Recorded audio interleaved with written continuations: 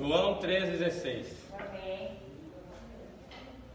Porque Deus amou o mundo de tal maneira que deu seu Filho unigênito, para que todo aquele que nele crê não pereça, mas tenha vida eterna. Amém. Chapter 3, verse 16. For God so loved the world that he gave his one and only Son, that whoever believes in him shall not perish but have eternal life. Denn als hat Gott die Welt geliebt, dass seinen eingeborenen Sohn gab, auf dass alle, die an ihn glauben, nicht verloren werden, sondern das ewige Leben haben. Johannes Kapitel 3, Vers 16.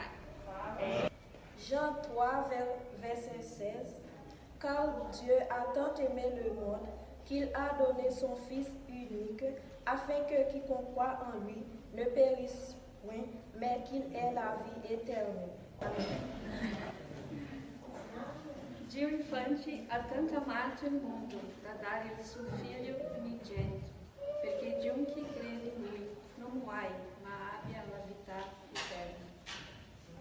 Juan 3:16. Porque de tal manera amó Dios al mundo que ha dado su Hijo unigénito para que todo aquel que en él cree no se pierda, mas tenga vida eterna. Jean 3, verset 16.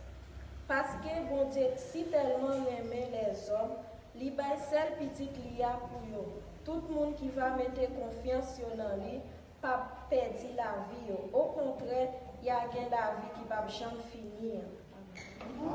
Ούτως γαρ ηγαπησεν χωθεός τον κόσμον, ώστε τον νιον τον μονόγενη έδωκεν.